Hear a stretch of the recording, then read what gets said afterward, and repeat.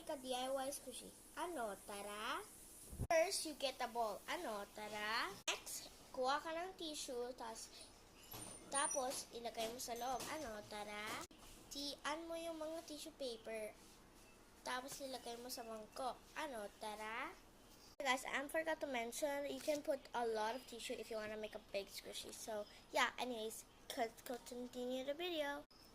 Lagyan mo na ng body lotion. Ano, tara?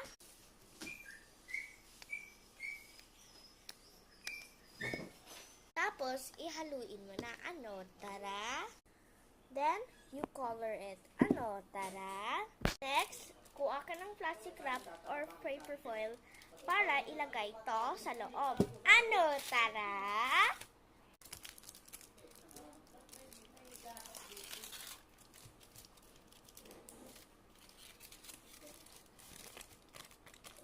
Now, this is the final squishy. At, boomers, try natin ulit to.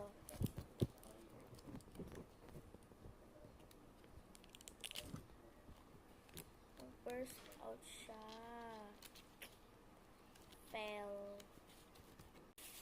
Kung hindi paper foil, hindi gumagana, gamitin yung plastic bag. Ano, tara? Okay guys, ito na yun. Tinantayin ko lang siya. Hindi ko siya ikakat. Ilagay ko lang yan. Tapos, okay, one. Ay! Tutanggal siya. 1, 2, 3. Wow, ang ganda. Parang needle texture siya talaga, be.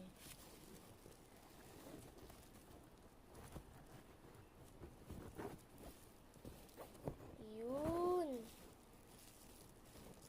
Mababalik mo pa rin siya. Tingnan nyo, one. Wait lang. Okay, guys. Balikin nyo lang yan. Ganyan. Circle.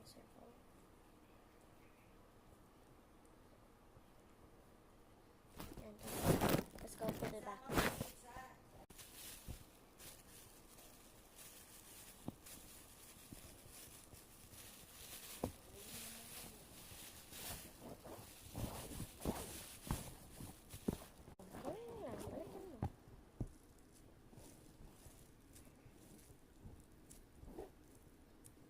Ang nice ang picture niya. Guys, bye!